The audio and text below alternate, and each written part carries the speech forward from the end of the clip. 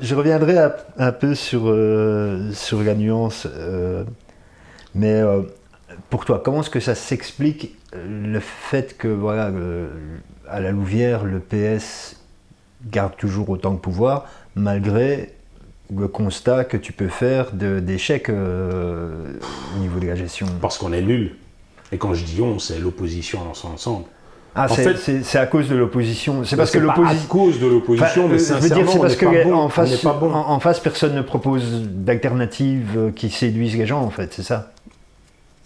Au sein de l'opposition. Au sein de n'importe quel autre parti que le PS, en fait. On est nul.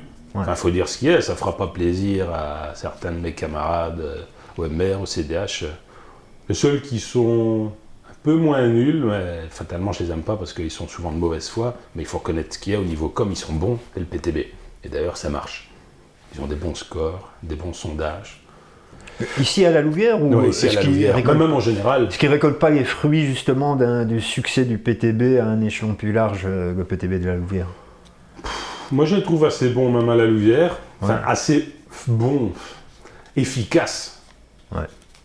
Après, tu vois, souvent, ils sont là un petit peu... dès qu'il y a un problème, ils sautent dessus comme la misère sur le monde. Ils sont très opportunistes. Et donc, dès qu'il y a un petit truc, quelqu'un qui se plaint sur Facebook parce qu'il a eu une amende cité parking... Ça crée un débat. Je sais pas, je savais que tu allais citer cet exemple. Mais oui, parce que c'est le dernier en date, mais il y en a des tas. Et donc, ils se nourrissent constamment des plaintes des gens. C'est un parti qui surfe là-dessus. Ouais. Donc, c'est une manière de faire, et il faut leur laisser. C'est efficace, ils le font bien. Donc, au niveau de la com, ils sont efficaces. Après, le reste de l'opposition, franchement, aussi bien nous que le CDH.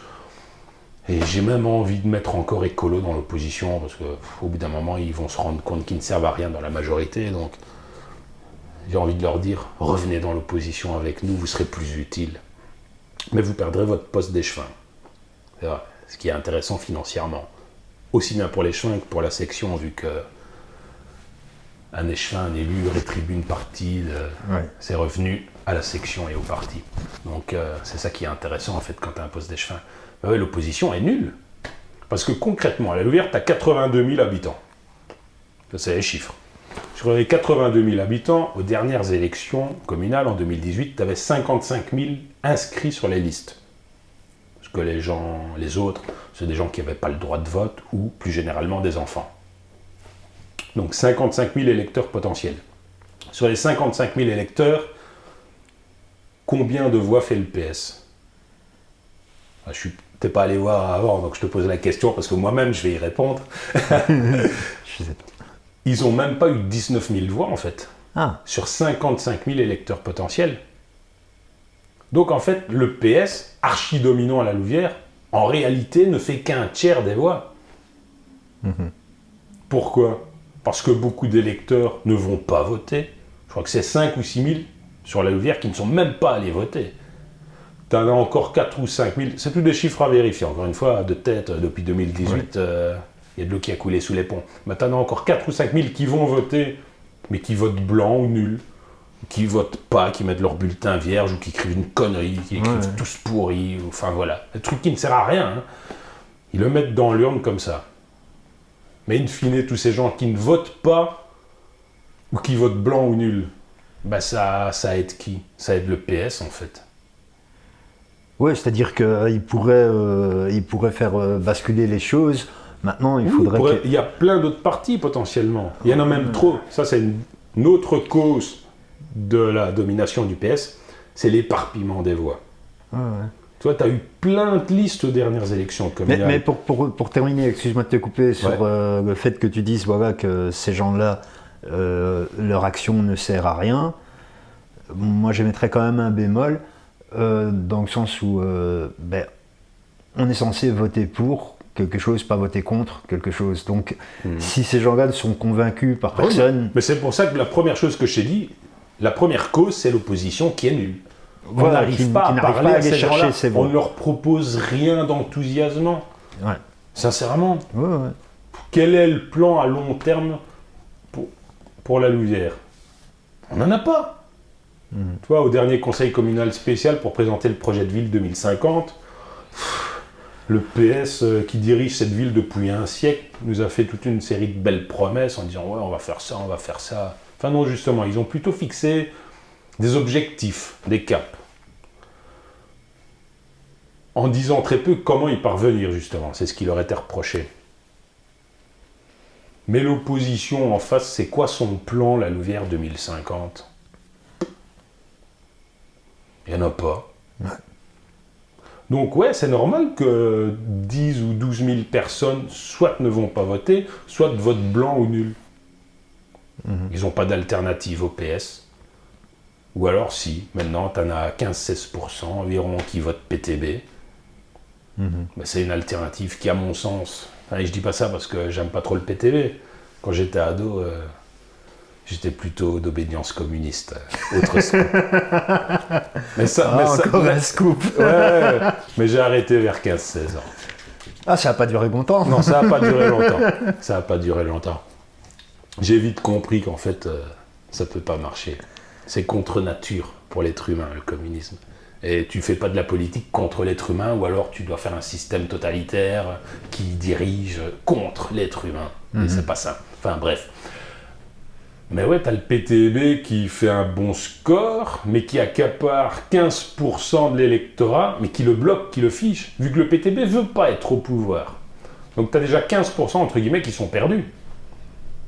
Et encore une fois, je reproche pas aux gens de voter PTB. De nouveau, je fais l'autocritique, c'est parce que nous, on leur propose rien de séduisant et le PTB est efficace au niveau de la com. Mais le PTB ne veut pas monter au pouvoir, en tout cas pas avec 15%. S'ils veulent monter au pouvoir, vu qu'ils ont un programme vraiment hyper radical, il leur faut une majorité quasi absolue en fait. Ouais. Parce que le programme du PTB est quasi inconciliable avec tous les autres programmes. Donc, monter avec 15%, ça veut dire qu'il doit se mettre d'accord avec le PS ou Écolo et mettre d'accord un programme social-démocrate avec un programme communiste. Donc ce qui veut dire que, in fine, le PTB sert le PS, quoi. Puisqu'il neutralise comme ça 15% des électeurs. Oui. Pour moi, oui. Tout comme en Flandre, par exemple, les gens qui votent extrême droite, qui votent Vlaams Belang, ils immobilisent toute une part de l'électorat et du vote, et ça limite drastiquement le champ des possibles. Mais encore une fois, c'est en grande partie la faute de l'opposition. Ouais. Alors, pour continuer sur la nuance, sur ta position politique, donc tu me dis que tu es d'une droite populaire conservatrice. En même temps, tout à l'heure, au début de l'entrevue, tu m'as dit que voilà, je suis assez libéral pour ce qui est des sujets sociétaux. Ouais. Donc, en fait, en quoi est-ce que tu es conservateur en fait, c'est là que... Parce que, par exemple, pour moi, la valeur du mérite et de l'ordre, oui, c'est des valeurs conservatrices, clairement. Ok. Tu vois, moi, par exemple, et quand je mets l'ordre dans le top de mes valeurs, c'est... Ouais, par exemple, moi, je suis pour la tolérance zéro, je suis pour une politique plus stricte. Ou par exemple, en matière d'immigration, je suis pour une politique hyper ferme. Ouais, ça, on va y venir à l'immigration, parce que on va y venir un peu plus tard. On n'a pas fini l'entretien, dis donc. Non, parce que bon, ça, c'est quand même un gros sujet. Mais donc, clairement, oui, à ce niveau-là, je me classe dans le camp des conservateurs, parce que c'est pas du tout... Hélas, ça devrait pourtant, je trouve, ça devrait être aussi une valeur de gauche. Mais le fait est que dans notre spectre politique actuel, quand tu te positionnes sur ces questions-là et que tu es pour la fermeté, tu es plutôt catalogué de conservateur. Donc encore une fois, pour faire simple, vu que je sais que les gens en face vont dire « Ah, t'es un conservateur », moi-même, je coupe court à toute discussion, je dis « Je suis un conservateur ». Ok. J'assume. Ok.